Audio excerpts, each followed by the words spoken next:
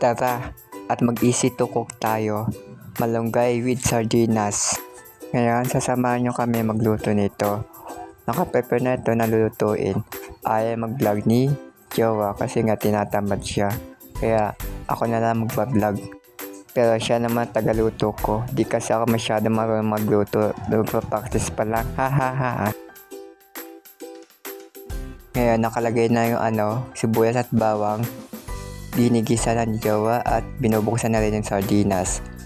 Pagkatapos niya buksan ang sardinas, saka niya ilalagay sa kaserola. Yan nga, sunog nga ang sibuyas at bawang. And then, nalo-halo niya. Pagkatapos, lalagyan niya ng tubig. Ako na nag-voice over kahit pangit, pero gwapo naman ako sa paningin ng jowa ko. Ha. Hindi na mamalaga kung pangit man o maganda ang makakasama mo sa buhay. Basta't ang importante, masaya kayong dalawa. First time ko pala mag-vlog ngayon at magsalita. Ganito pala pakiramdam kapag kinakabahan at natumatawa at wala maisip. Nalagay na pala ni Jowa yung paminta at asin. At pagkatapos, hinalo-halo niya ito. Pagkatapos, sinunod naman niya yung malunggay.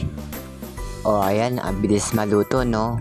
Tara, tikman natin. Sigurado masarap to. Lutong pambahay.